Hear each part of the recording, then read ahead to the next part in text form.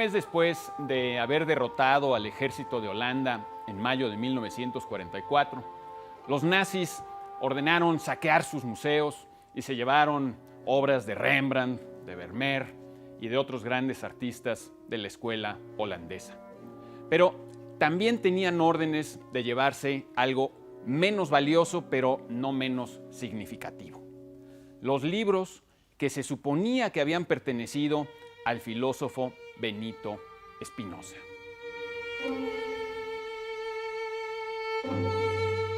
Los nazis contaban con fuerzas especiales llamadas Einsatzreichsleiter Rosenberg, dedicadas exclusivamente al saqueo de bienes culturales.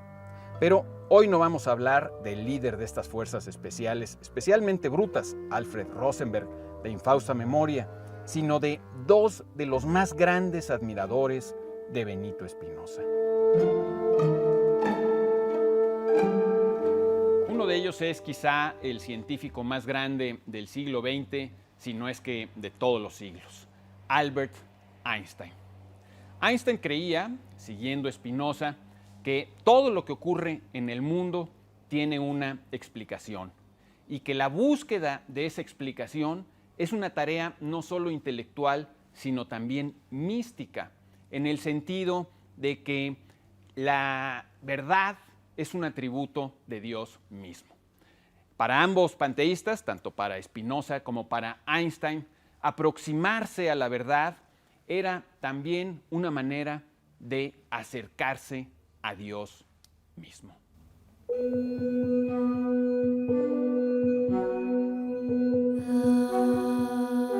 Desde luego, ni Spinoza ni Einstein hablaban de Dios como si se tratase de un señor de barbas blancas que observa nuestro comportamiento moral y nos asigna premios y castigos en consecuencia.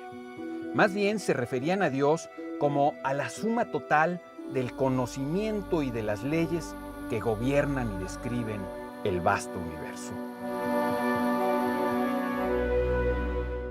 Por eso puede leerse en la Ética demostrada según el orden geométrico de Spinoza que el amor intelectual, el amor del alma hacia Dios, es una parte del amor infinito con que Dios se ama a sí mismo.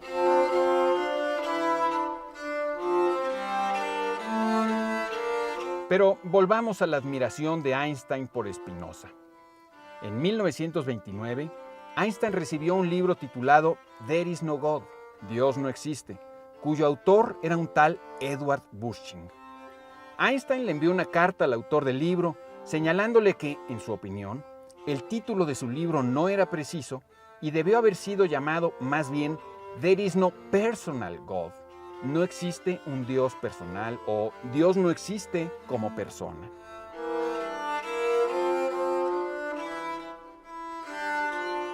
En la misma carta, Einstein se declara seguidor de Spinoza y escribe lo siguiente: nosotros, los seguidores de Spinoza, encontramos a Dios en el orden maravilloso de todo lo que existe, en su obediencia a leyes fundamentales y en el alma que se revela tanto en los animales como en el hombre.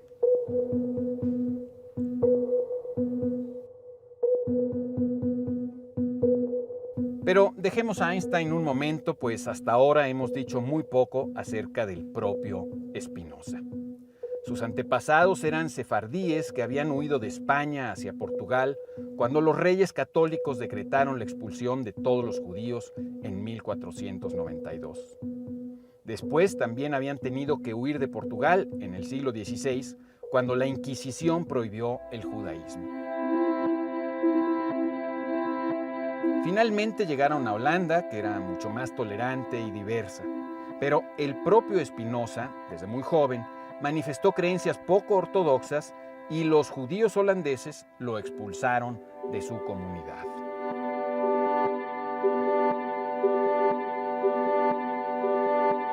Spinoza nunca se casó. Ni siquiera se sabe si tuvo alguna pareja sentimental. Su padre, que no era muy rico, le heredó todo, sus bienes y sus deudas. Pero más tarde, una de sus hermanas le reclamó la herencia, lo demandó, se fueron a un pleito judicial, el pleito lo ganó Benito Spinoza, pero después de todo eso, él cedió y le dio a su hermana todo lo que ella pretendía.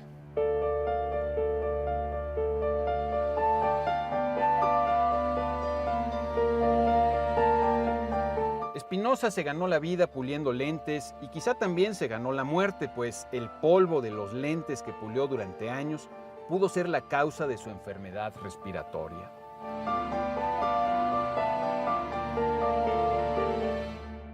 Sabemos que la calidad de sus lentes era estupenda. Colaboró en la elaboración de potentes telescopios y microscopios de aquella época. Incluso 10 años después de su muerte, sabemos que sus lentes seguían siendo apreciados y utilizados en la elaboración de nuevos telescopios. Al igual que Franz Kafka, Spinoza pudo pensar y escribir genialmente y a la vez desarrollar sus otras actividades profesionales de manera más que eficaz. Spinoza trató de dar a su famoso Tratado de Ética la contundencia demostrativa que Euclides pudo dar a su geometría. No lo logró, sospecho, pero de cualquier manera, su Ética es una obra que ilumina la realidad y contribuye al conocimiento del comportamiento humano.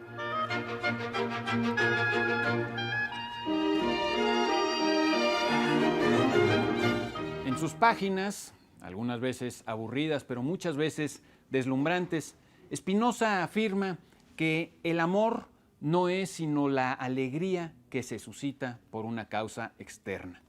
Es decir, para decirlo con palabras seguramente menos precisas, pero quizá más comprensibles, el amor nos produce alegría y el amor y la alegría son inseparables.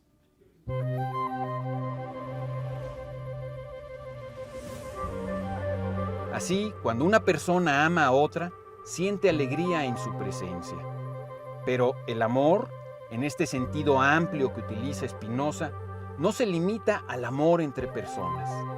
También amamos ciertos fenómenos, ciertos objetos y sobre todo ciertas actividades.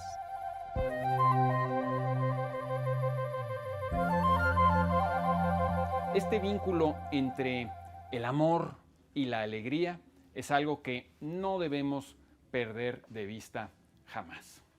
Y Spinoza añade algo que puede parecer desconcertante.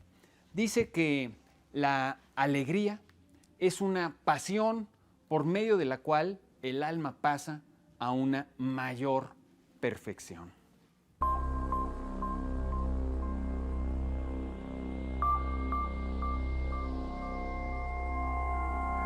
Recordemos que toda pasión es, etimológicamente hablando, algo que se padece, es decir, un acto pasivo.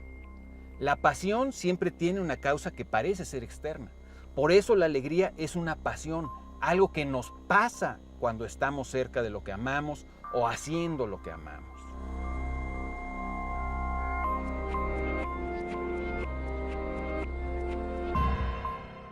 ¿En qué sentido puede decirse que la alegría nos perfecciona? Bueno, pues cuando estamos alegres nos sentimos más completos, más plenos, más vigorosos. Cuando estamos cerca de las personas que amamos y cuando hacemos lo que amamos hacer, nos sentimos alegres. Y esa alegría hace que nuestra vida, nuestro vigor, nuestro ser mismo se incrementen, se expandan, se fortalezcan, es decir, se perfeccionen.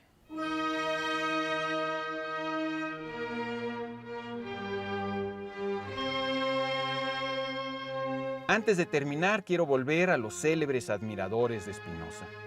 Ya hemos hablado del primero, Albert Einstein, pero no hemos dicho que la admiración del físico por el filósofo llegó al extremo de inspirarle un poema, bastante malo por cierto, pero no por ello deja de ser un poema de Albert Einstein dedicado a Spinoza.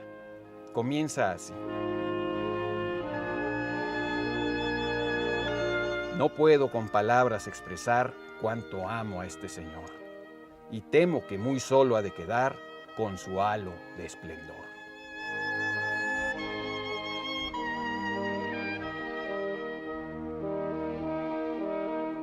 Pero vayamos al segundo gran admirador de Spinoza, a quien todavía no hemos mencionado, y que como poeta era infinitamente superior a Albert Einstein. Me refiero a Jorge Luis Borges.